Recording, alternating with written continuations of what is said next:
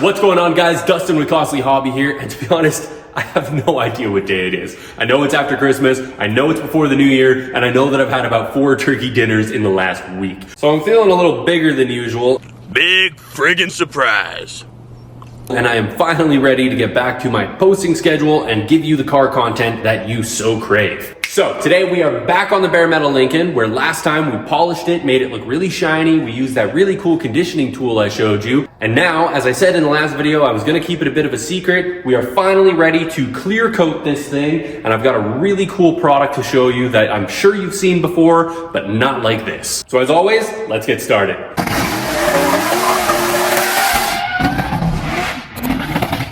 So I've been doing a lot of research on how to clear coat a bare metal car on a budget while still maintaining rust preventativeness. Preventativeness? I don't know. I think that's the right word. Anyways, I've come up really empty-handed. It turns out there's a lot of really expensive ways to do it, like the diamond finish 2K clear coat and stuff like that, but it's really hard to get in Canada and it's going to break my bank. So I don't want to spend that much on this car. It's always been a budget car and I'd like to keep it that way. There's also guys that use like the turbo can clear coats and stuff like that, but I feel like that's going to spider rust underneath and I know that's going to be a problem in the future. So I'm not even going to go with that. So I wanted to try something kind of new, but kind of old school at the same time. Check it out. So this is a product called FLOOD Penetrol, and I know you've seen this stuff before. It's been all over the internet. A lot of guys use this stuff for patina restoration on, classic cars or on old antiques and stuff like that. But I have yet to see somebody actually use this stuff to prep an entire bare metal car. So that is what we're gonna do today. Now, to be honest, I've actually never used this stuff. Like I said, I have seen a lot of guys use it on their patina restorations where they have, a little bit of paint, a little bit of rust and stuff like that, where you can get that really nice shine to it and bring it back. But I haven't seen it done on bare metal. So I have no idea how well it's gonna actually hold up to the bare metal and no idea how well it's gonna hold up to the snow and the salt on the roads of a Canadian winter that we see here in Alberta. So really, this is just a big experiment. And if it doesn't work out, it doesn't work out. No harm, no foul. It was a cheap car, so I'm not really worried about it. At the end of the day, if it really wrecks something, I can just grind it back down, repolish it with that conditioning tool and start over again with something else. But, let's just see how it does. Typically when a guy does a bare metal hot rod, they actually do it right, but I'm just kind of doing it. So we're really just gonna have some fun with it. And maybe after we're done with it and it sits outside for 6 months, it will rust, and that's okay, but at least we'll know. At least you will know. All right, so I got my gear prepped. I got my microfiber to wipe it down. I've got a paintbrush that, theoretically should hold up to what I need. And I've got a little container that hopefully makes the pouring situation a little bit easier. And theoretically, it should be as simple as that. So I'm gonna go give it a quick wipe down, just a dry wipe. I think you're probably supposed to use something like wax and grease remover or something, but I don't know if you can do that on bare metal, and I don't feel like getting streaks or introducing rust or anything like that right off the bat. So I'm just gonna give it the dry wipe, get rid of any dust and particles and stuff, and then we'll throw some flood on there and let it dry, I guess, and just, see how it works. Amazing how dust covered a shop can get. Ooh, look at that. One wipe and it's already just nasty. Maybe I should use that wax and grease remover.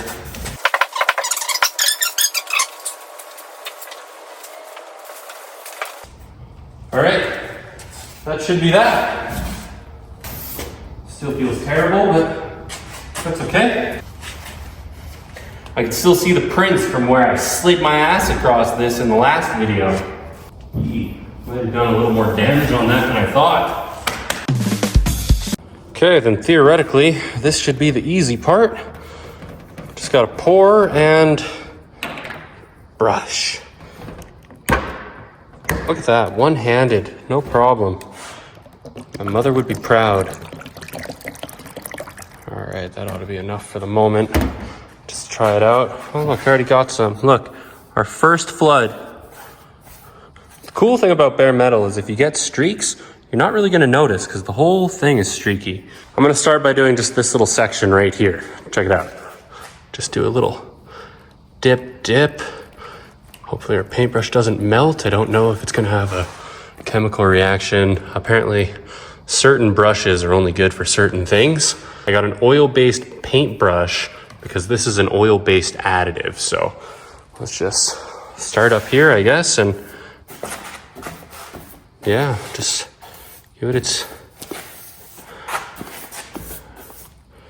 Oh my. Wow, that is bumpy. I don't know if I like that. That's okay. I mean, I should like it if I'm doing the whole thing like this, but maybe that's just step one or something, who knows. I wonder if you can buff. You can't really see it very well on the camera, but there's a lot of like solvent bumps. Oh, there we go, right there, you can see it. But I think that's okay.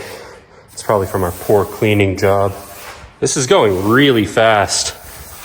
You know what, I think I'm just gonna set the camera up over here and kind of do like a time lapse or something of that, because it is going really fast. But I mean, obviously it's wet, so it's gonna be really shiny, but I think it's gonna look really cool when it's actually done. Let's get it set up. I don't know if there's a trick to this, but I don't want everything to pool, so I think maybe what I'll do is I'll do this. You know, I think I want a sponge for this. Let me find my sponge.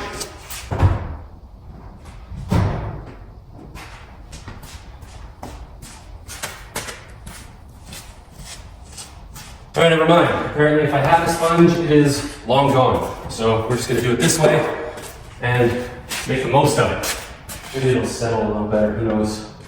Good, let's keep going. I'm gonna keep these streaks the same. I'm doing a very generous brush. Like there's a lot of product laying down right now. It's almost running and pooling like you would expect a very, very heavy clear coat pour to do. Which, I don't know, I guess that's fine. I don't know if that's okay, but we're doing it anyways. Just gonna try and keep all the brush marks in the same direction as the steel brush, mostly.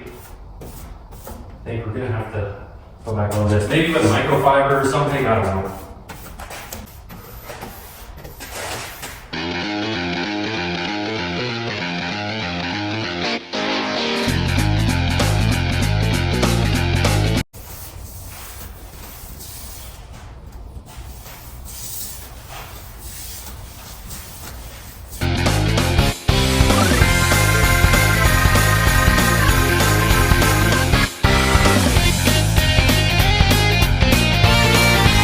Guys, look at this. Look how shiny that is. I know this is kind of a repeat of the last video. Just, oh my God, look, shiny. I'm like a crow. But seriously, look at what the flood did.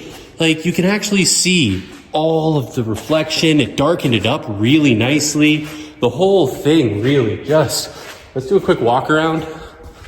And then here, we'll come a little bit further away from it. You can really just see, look at that light glossing on it. Beautiful. Okay, so I'm gonna let it dry for a little while, let it set up probably 24 hours or so. In the meantime, I'm gonna edit this part of the video. Afterwards, after it's dry, I'll come back and I'll show you another quick walk around just to see what it looks like when it's cured, and then probably upload the video. I know it's running a little short, but that's okay because everyone's attention span is about this big anyway. So I'll see you in a little bit.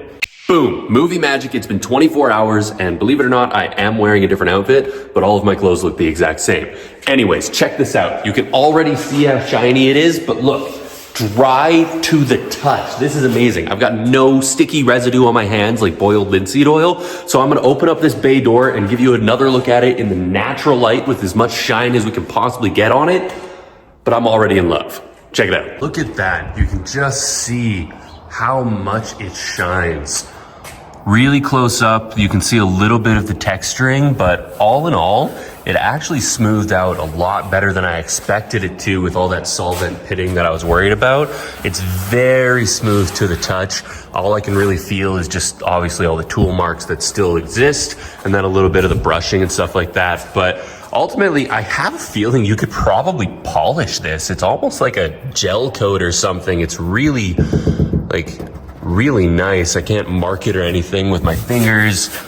I really like it. It's very, very good. But yeah, you can see all that reflection. It darkened up really nicely.